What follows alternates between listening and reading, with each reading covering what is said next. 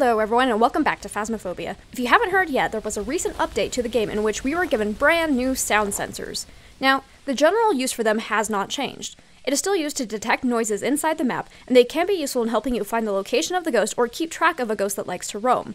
For more tips on ways to use the sound sensors in general, you can watch my previous sound sensor video, which will cover those basics, as those have not really changed.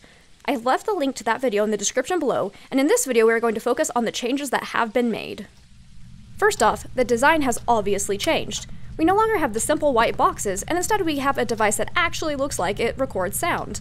Because of this change, the sound sensors can now only be placed on the ground or other flat surfaces, i.e. tables and countertops, and not on the wall. In previous versions of the game, the area covered by the sound sensor was square, but this has been updated to cover a circular area around the sensor. The area covered increases as the map size increases, making the sound sensors more useful on larger maps. In this latest update, the size of the area covered on the large maps has also been given a slight boost, making them even more useful. Here is what area used to be covered in the asylum, and here it is now.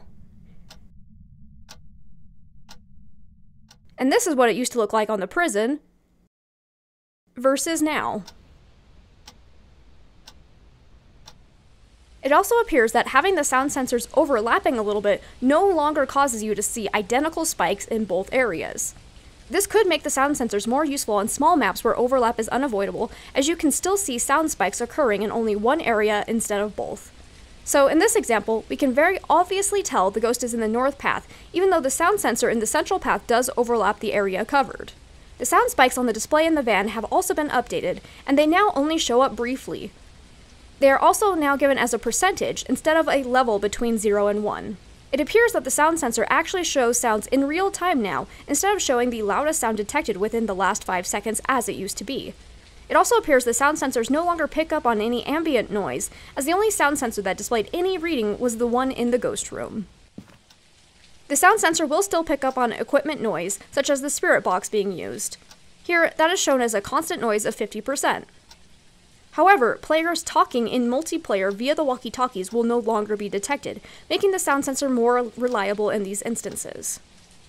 These subtle changes have made the sound sensors a little bit more reliable and, in my opinion, more worth the effort on most maps. Now, all of this is from me testing since the update came out this morning, so some of this information may not be 100% accurate. If I find out anything that contradicts any of this information, I will leave a pinned comment down below. So I hope you found this guide useful, and if you did, go ahead and give it a like and subscribe for future Phasmophobia content. I'd also like to give a huge shout out to my patrons. Thank you so much for your support, it means so much to me. Happy hunting out there!